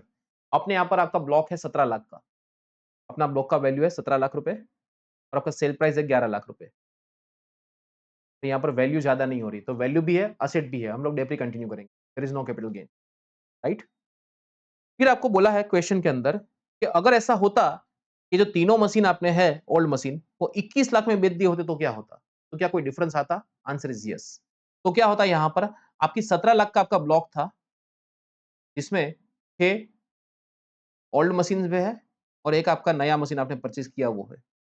अब उसमें से आपने 21 लाख रुपए में 3 ओल्ड मशीन आपने बेच दिए। तो यहाँ पर आपका ब्लॉक नेगेटिव हो गया 4 लाख रुपए। भले आपके पास अभी भी 3 पुराने मशीन और एक आपने जो नया परचेज़ किया वो मशीन, टोटल 4 मशीन अभी भी है। लेकिन क्या हुआ है कि आपका ब्लॉक नेगेटिव हो गया है। Means you have sold all or some of the assets, but your sale consideration exceeds value of block. In that case what happens? In that case आपका यहाँ पर 4 लाख रुपए क्या हो जाएगा? शॉर्ट टर्म के। तो सिंपल आपको इसको यहाँ पे ऐसे कंप्यूट, ठीक है? क्लियर? अब यहाँ पर है ना, अगर आप देखोगे तो यहाँ पर बहुत बड़ी कथा करी है। लुक, इतना सारा है। आप सिंपली यहाँ पर ऐसा लिख सकते हो इधर when sale consideration exceeds value of block, right? Okay. अब ये कब होगा? जब आपने कुछ असेट बेची हो। When you sell all or some of the assets and sale consideration exceeds value of block, in that case block ceases to exist। That case आपका ब्लॉक क्या हो जाएगा, cease to exist हो जाएगा और आपको यहाँ पर रिजल्टेंट क्या मिलेगा, STCG मिलेगा। बराबर। दूसरा केस आपको लिखना पड़ेगा इसके अंदर कि when you sell all the assets and your sale consideration is less than value of block, तो इसमें भी आपका क्या हो जाएगा, block ceases to exist and it results in STCL। मतलब यहाँ पर आपने सारी एसेट बेची। ये 2 पॉइंट आप लिख दोगे तो सफिशिएंट हो जाएगा। इसमें जो कथा करी वो आपको लिखने की जरूरत है। चलिए नेक्स्ट स्लम सेल वाला क्वेश्चन है, एक उसको भी देख लेते हैं फटाफट। चलो, आकाश एंटरप्राइज यहाँ पर है, उसके पास 2 यूनिट्स है, यूनिट 1 यूनिट 2। उसने यूनिट 1 को स्लम सेल में बेच दिया। देखो क्वेश्चन में आपको क्लियरली बोलेंगे स्लम सेल में बेचा है ऐसा, ठीक है, 25 लाख रुपए में और फेयर मार्केट वैल्यू 30 लाख है, तो फिर हम लोग 30 लाख लेंगे, ज्यादा होगा वो लिया जाएगा। Done. Unit 1 was started in the year 2005-6।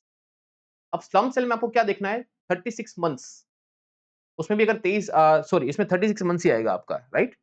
तो यूनिट्स अगर आपका 3 साल, इसमें आपको वो 23 जुलाई वाला नहीं देखना है कुछ भी, उसमें 36 मंथ्स एज इट इज है। अगर आपका यूनिट 36 मंथ्स पुराना है तो आपको गेन होगा वो लॉन्ग टर्म होगा। इंडेक्सेशन वैसे भी नहीं आएगा इसमें, इंडेक्सेशन इज नॉट अलाउड। तो आपका अगर वो 3 साल पुराना है, 36 महीने पुराना, राइट, तो ये आपका रहेगा लॉन्ग टर्म, ये रहा। और 36 महीने से कम है तो क्या होगा, शॉर्ट टर्म। बस खाली वो long term short term decide करने के लिए है, इसमें इंडेक्सेशन तो कोई आने वाला नहीं है। डन। चलिए नाउ लुक, तो ये क्या होगा, लॉन्ग टर्म होगा, ठीक है। Expense on transfer is 28,000।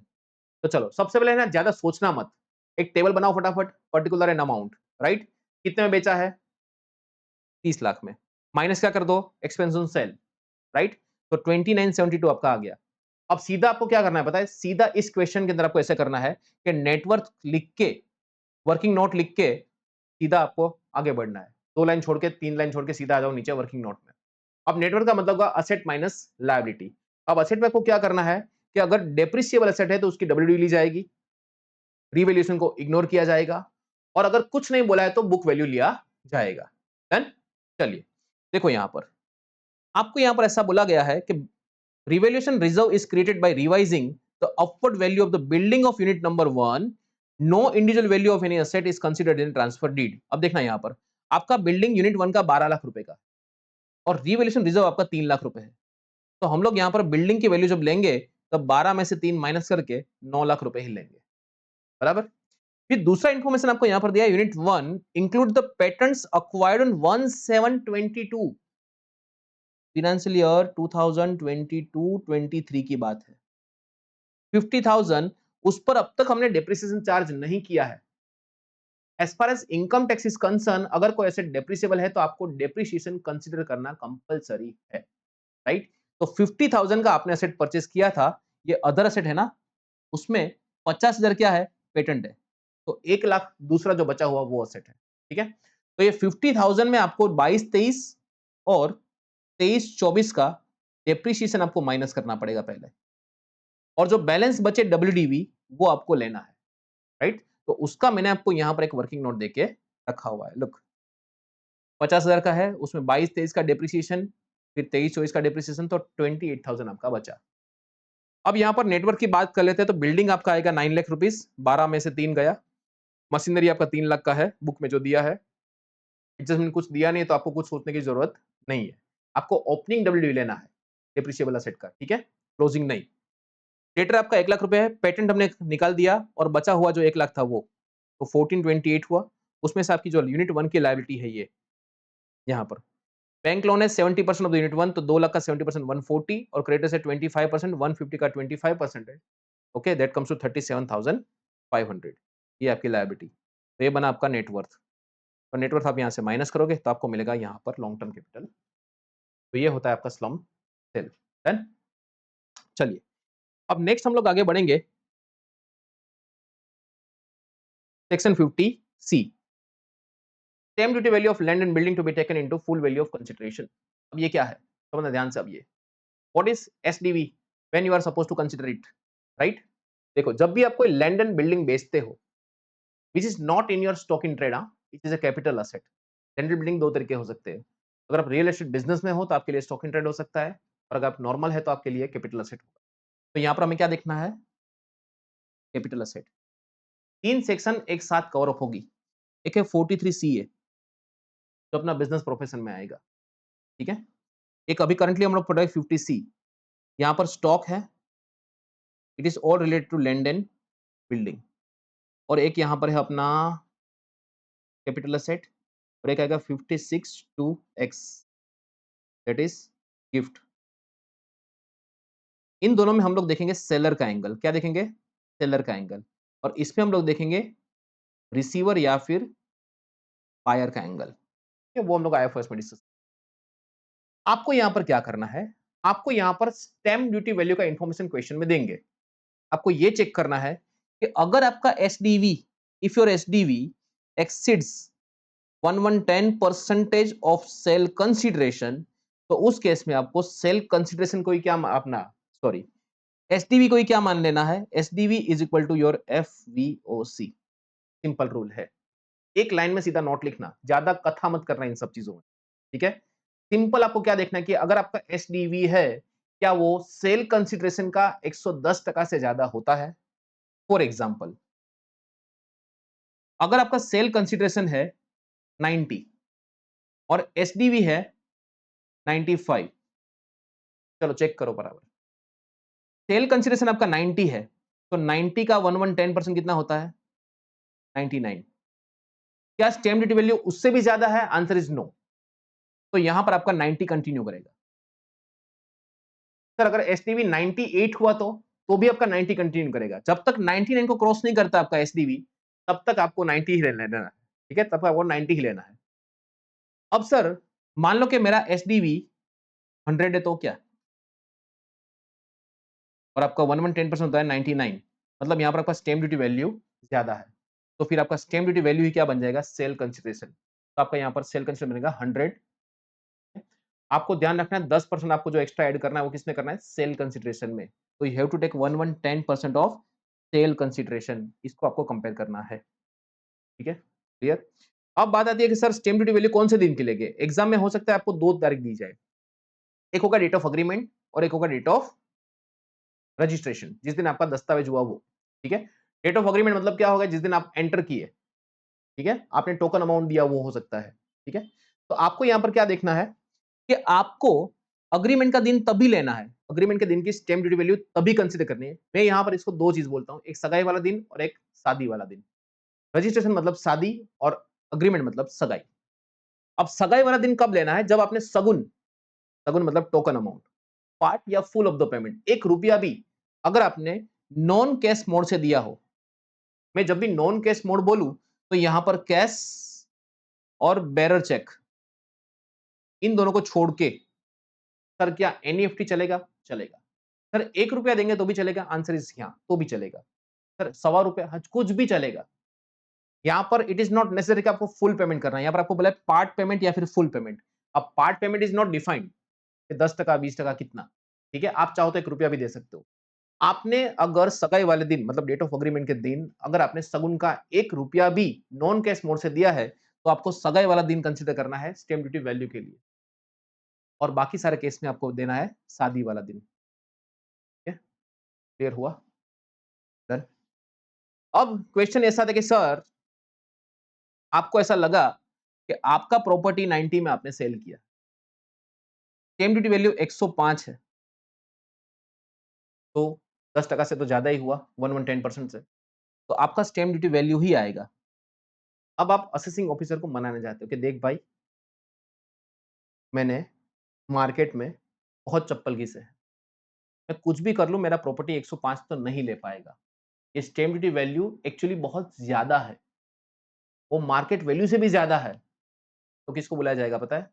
Valuation officer को। तो अगर आप असेसी ऐसा रिक्वेस्ट करें तो असेसिंग ऑफिसर किसको बुला सकता है? वैल्यूएशन ऑफिसर को बुला सकता है।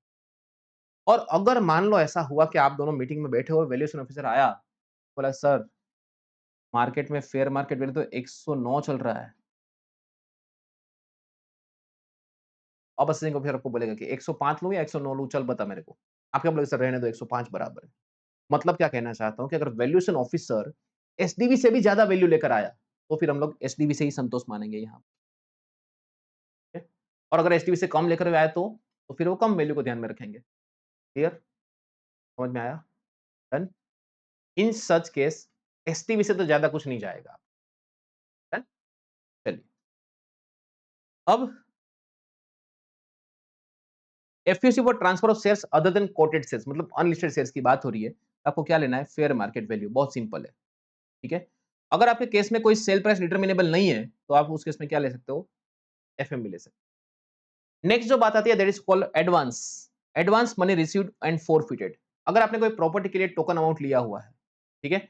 और वो नेगोशिएशन फेल हो जाते हैं, तो आप क्या करते हो? टोकन अमाउंट को जब्त कर लेते हो, ठीक है? तो अगर आपने कोई एडवांस आपने फॉरफिट किया है, जो आपको 1414 से पहले आया, 1414, अगर वो एडवांस मनी रिसीव देखना है, रिसीव, अगर आपका एडवांस मनी 1414 से पहले आया हुआ है और आपने उसको फॉरफिट कभी भी किया हो, फिर आफ्टर 1414 या कभी भी, रिसीव अगर 1414 से पहले हुआ है, तो उस केस में उसका ट्रीटमेंट क्या होगा? वो आपकी कॉस्ट में से माइनस होगा। जब आप कैपिटल गेन कंप्यूट करने बैठोगे ना, तब जब आप प्रॉपर्टी बेचोगे, तब आप सेल कंसिडरेशन माइनस जब कॉस्ट करने बैठोगे, उसके कॉस्ट में से आपको क्या करना है? माइनस करना है, and that is before indexation. तो पहले आपको क्या करना है? कॉस्ट में से इसको माइनस करना है और उसके बाद इसको इंडेक्सेशन करना है। डन? और अगर आपको 1414 के बाद आया, तो ये आपका आएगा आईएफओएस में टैक्सेबल होगा, और आपने जिस साल में फोर फीचर किया उस साल में टैक्सेबल होगा। 1414 से पहले आए तो आपने जिस साल में असेट बेचा, तब तक आपको वेट करना पड़ता। मान लो मैंने 2012-13 में कोई टोकन लेकर रखा हुआ था, बराबर? उसको मैंने फॉरफिट कर लिया। अब जब तक मैं प्रॉपर्टी नहीं बेचूंगा तब तक उसका कोई टैक्सेबिलिटी नहीं।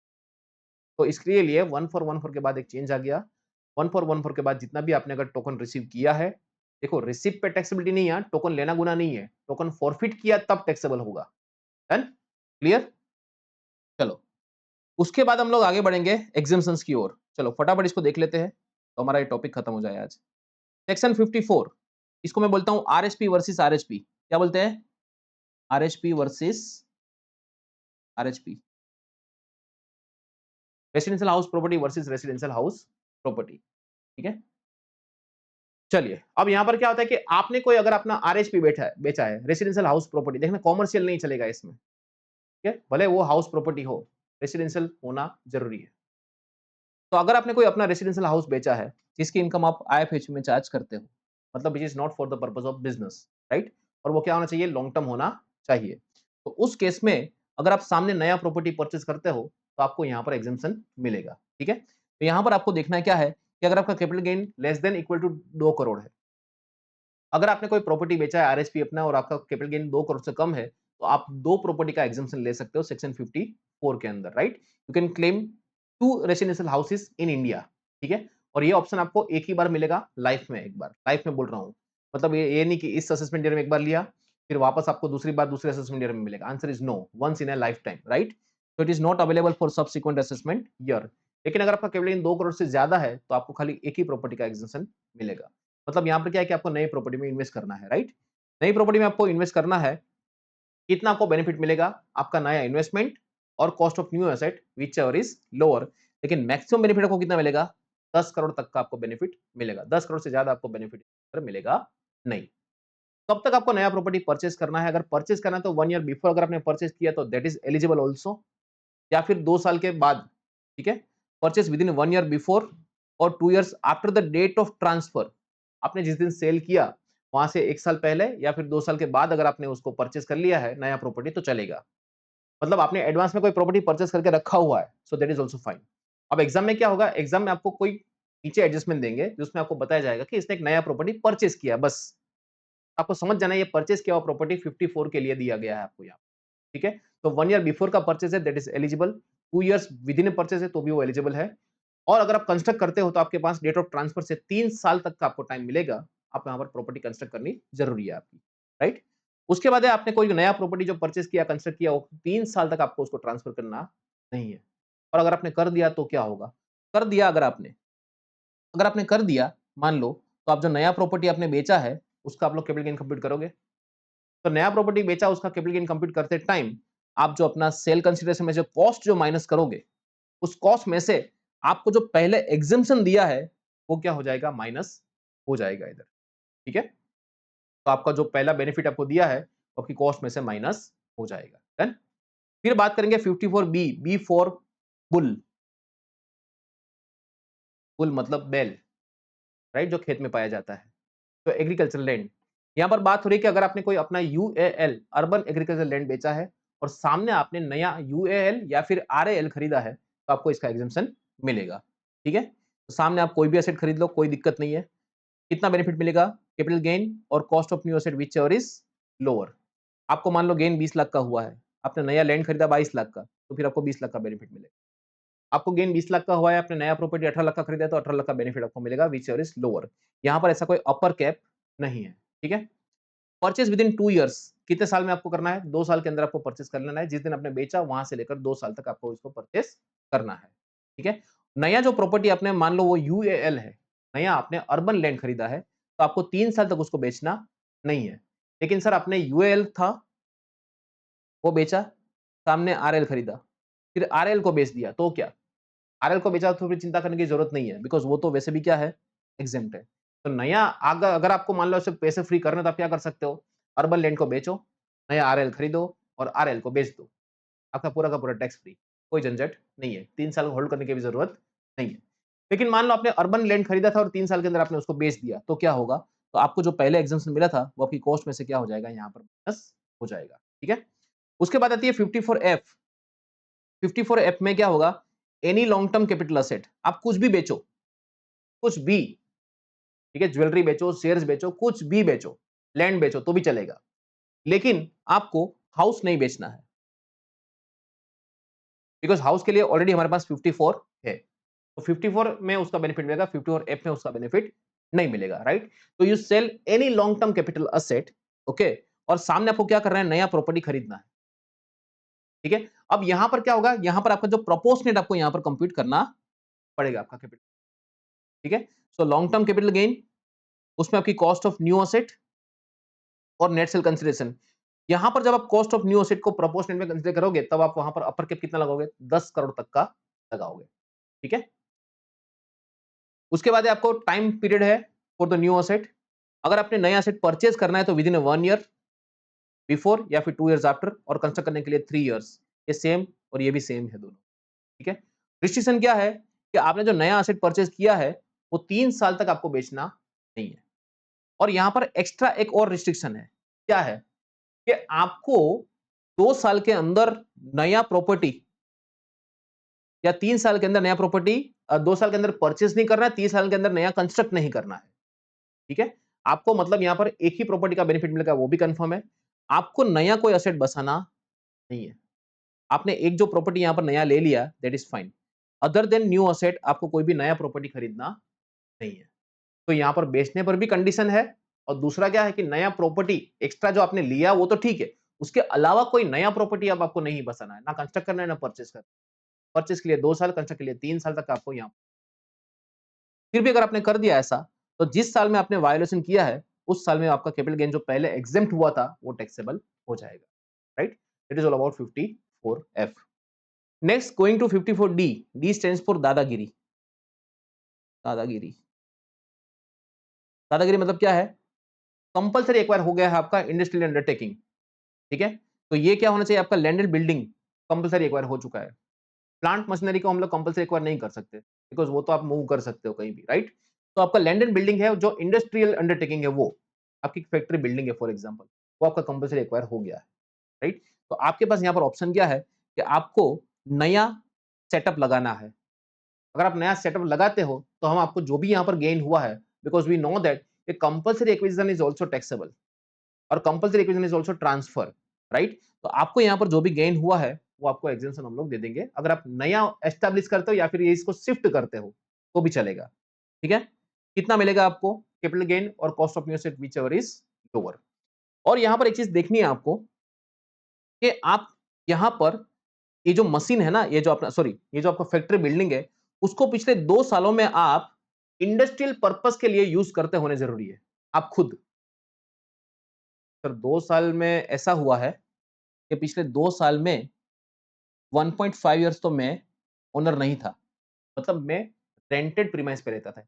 प्रीमाइस यूज मैं ही कर रहा था, बट मैं एज ए टेनेंट यूज करता था और मैं अभी जस्ट मालिक बना हूं लास्ट 6 मंथ्स में, तो सर क्या ये 2 साल का पीरियड कंसिडर किया जाएगा?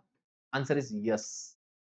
यहाँ पर ऐसा कहीं नहीं बोला कि 2 साल आपको एज ए ओनर यूज करना हो। अगर आपने पहले टेनेंट थे और बाद में अगर आप मालिक बन गए हो, राइट, तो that is also fine. Done. कितना टाइम मिलेगा? 3 साल आपको टाइम मिलेगा। फिर आपने जो नया बनाया है सेटअप, उसको 3 साल तक आपको बेचना नहीं है। अगर आपने ऐसा किया तो आपका कॉस्ट में से वो क्या हो जाएगा? माइनस हो जाएगा। सिंपल। और उसके बाद है 54 ईसी। 54 ईसी में अगर आप लैंड एंड बिल्डिंग, तो यहां पर देखना 54 और 54 ईसी में हमेशा इंटरप्ले हो सकता है। ठीक है? क्या आपके पास अब ये अपने प्रॉपर्टी तो आपने परचेज नहीं किया है, तो क्या आप बॉन्ड में इन्वेस्ट कर सकते हो? Answer is yes. ठीक है? तो you can invest in a bond. अगर आपके पास कोई लैंड एंड बिल्डिंग है और वो लॉन्ग टर्म है, तो you can get the benefit of 50C। ठीक है? सर क्या डेप्रिसिएबल एसेट है तो हो सकता है क्या? Answer is yes. Depreciable asset में देखो, एसेट तो लॉन्ग टर्म होती है, लेकिन उसका गेन क्या होता है? शॉर्ट टर्म होता है। तो सर क्या हमको बेनिफिट मिलेगा? Answer is yes. उसका भी यहाँ पर बेनिफिट आपको मिलेगा। कौन से बॉन्ड में इन्वेस्ट करना है? तो आपके पास यहाँ पर 4 ऑप्शन है, NHAI, RECL, PFC और RFC। ठीक है? कॉस्ट ऑफ न्यू इन्वेस्टमेंट और capital gain which is lower, और मैक्सिमम आपको कितना मिलेगा? 50 लाख रुपए आपको यहाँ पर प्रॉफिट मिलेगा। कितने टाइम में करना है आपको? 6 महीने के अंदर, within the date of transfer. Date of transfer से 6 महीना।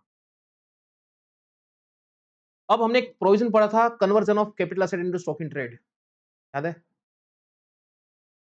तो सर उसमें ऐसा था कि मेरे पास कैपिटल एसेट था, उसको मैंने कन्वर्ट कर दिया और अब तक मेरे पास वो स्टॉक पड़ा हुआ है, मैंने अब तक बेचा नहीं है। तो यहां पर तो ऐसा बोला कि आपको 6 महीने के अंदर from the date of transfer, तो कन्वर्जन किया, that is your date of transfer. वहां से लेकर 6 मंथ्स में आपको इन्वेस्टमेंट कर देना है। लेकिन मेरे पास जब पैसा आएगा तब मैं इन्वेस्ट करूंगा ना, मेरा तो स्टॉक अभी तक पड़ा हुआ है, तो मैं कैसे इन्वेस्टमेंट कर सकता हूं? तो आपको यहाँ पर टाइम दिया है कि अगर आपका कैपिटल एसेट कन्वर्ट होता है, तो उस केस में आपके 6 महीने, आपने जब स्टॉक को सेल करोगे, कन्वर्टेड स्टॉक को, वहां से काउंट। चलिए, उसके बाद है आपको ये जो लोन वगैरह, आपने जो बॉन्ड खरीदे हैं, उसको आपको गिरवे नहीं रखना है, उसको बेचना नहीं है, कन्वर्ट नहीं करना, कुछ भी नहीं करना है, होल्ड रखना है। अगर आपने ऐसा किया, तो आपको जो पहले एग्जम्पशन मिला था, वो जिस साल में आपने वायोलेशन किया, उस साल में टैक्सेबल। ठीक है? अब जो नेक्स्ट हम लोग बात करेंगे, that is capital gain account scheme, that is CGAS। Now what is this? Look, ये क्या है? कि हमको यहां पर ऐसा बोला था कि आपके पास परचेस करने के लिए 2 साल का टाइम है और कंस्ट्रक्ट करने के लिए 3 साल का टाइम है। तो अभी ऐसा होगा कि आपको प्रॉपर्टी देखने जाना है, उसमें टाइम लगेगा, आपने सिलेक्शन किया या फिर कंस्ट्रक्ट किया, बहुत टाइम लगता है, राइट? तो तब तक इनकम टैक्स इंतजार नहीं करेगा। तो आपको एक यहाँ पर एक स्कीम दिया है। क्या दिया है? कि अगर तुम, आपका आईटीआर है, जैसे फॉर एग्जांपल 2024-25 फाइनेंशियल ईयर है, ठीक है? उसका साल खत्म होगा 31 मार्च 2025 को। उसका आईटीआर भरने का डेट आएगा 31 जुलाई 25 को। इस साल में आपको कैपिटल गेन हुआ है, इसका टैक्स आपको अब तक यहाँ तक भर देना चाहिए, आईटीआर भरने तक। तो आप क्या बोलते हैं कि भाई मैं तो इन्वेस्टमेंट करूंगा, मुझे नया प्रॉपर्टी खरीदना है। तो 31 जुलाई से पहले अगर आपने इन्वेस्टमेंट नहीं कर पाए हो, आपके पास टाइम है 2 साल 3 साल तक का। अगर आप इन्वेस्टमेंट नहीं कर पाए हो, तो आपको क्या करना होगा कि आपको ड्यू डेट ऑफ आईटीआर से पहले बैंक में अकाउंट खुलवाना पड़ेगा, CGAS को बोलते हैं कैपिटल गेन अकाउंट स्कीम, और उसमें आपका सारा पैसा डिपॉजिट करना। ये जो आपने डिपॉजिट किया, it is equivalent to exemptions. अगर आप इन्वेस्टमेंट नहीं कर पाए हो, तो आपको क्या करना पड़ेगा? इसको डिपॉजिट कर देना है। आपने डिपॉजिट किया, that is equivalent to your exemption, उसका भी आपको माइनस करने को मिलेगा, तभी आपको एग्जेम्पशन करने को यहाँ पर मिलेगा। डन? ठीक है? चलिए, अगर आपने डिपॉजिट किया पैसा, अगर आप यूटिलाइज नहीं कर पाए 2 साल या 3 साल के अंदर, तो फिर वो वापस टैक्सेबल हो जाएगा। इतना आपको यहाँ पर ध्यान रखना है। क्लियर? चलिए, ज्यादा आपको इसमें जाने की जरूरत नहीं। Now the next question, question ले, ये स्लम सेल वाला हो गया, अभी उसमें नहीं जाना मेरे को।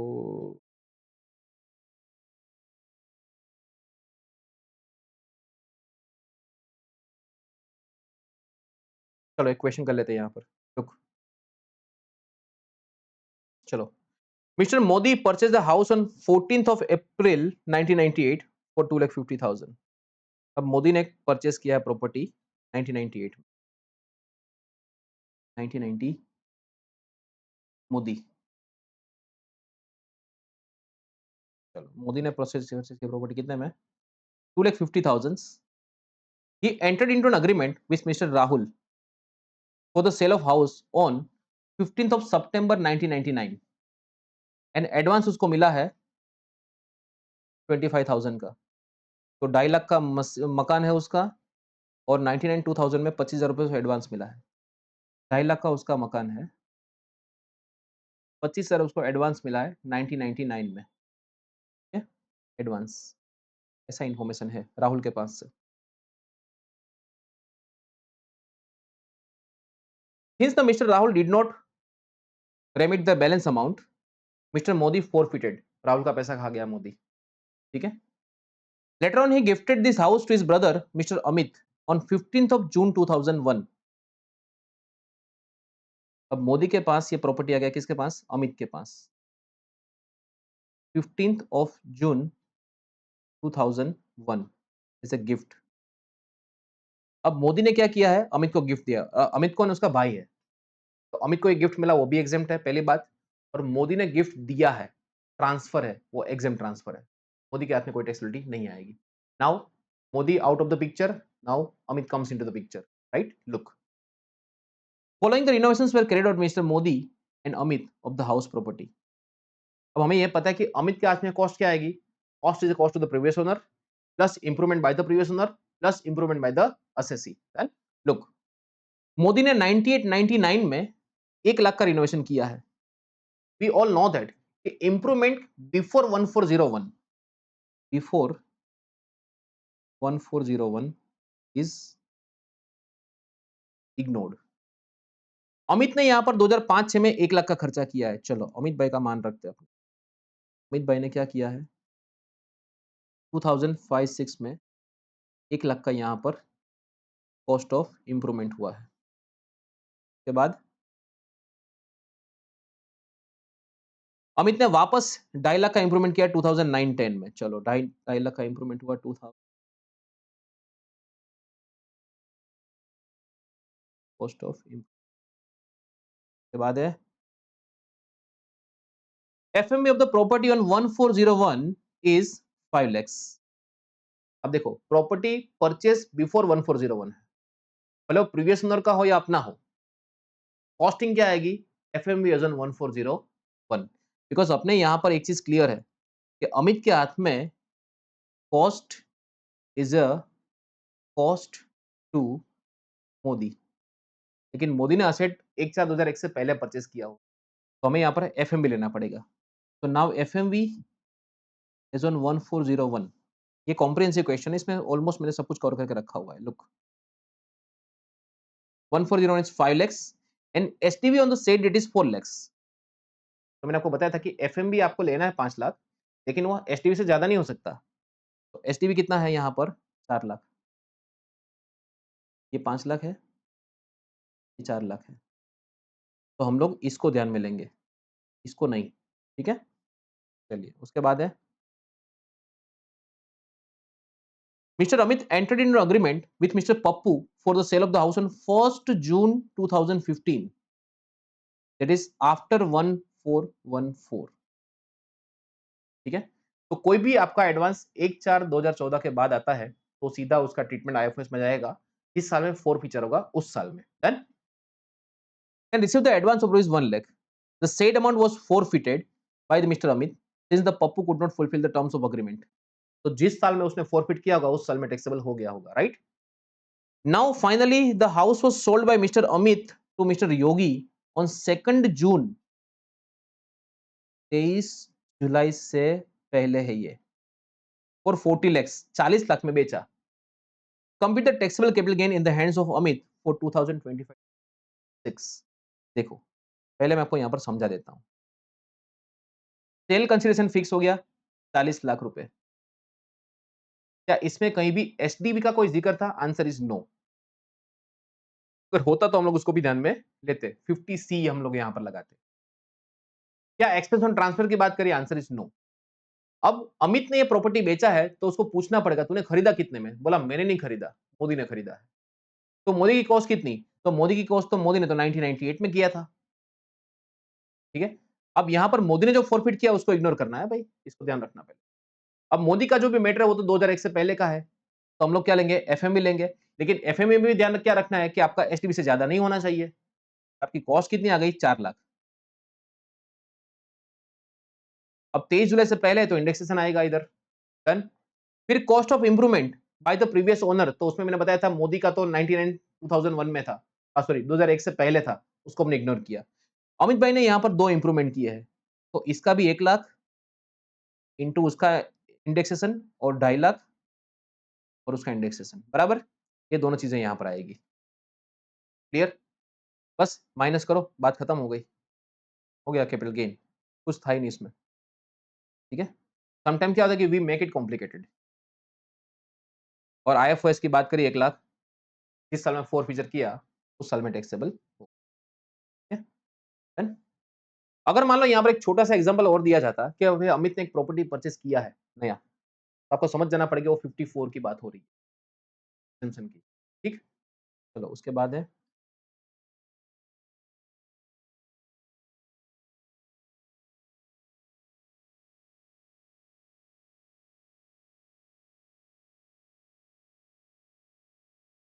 चलो एक काम करते हैं अब अ,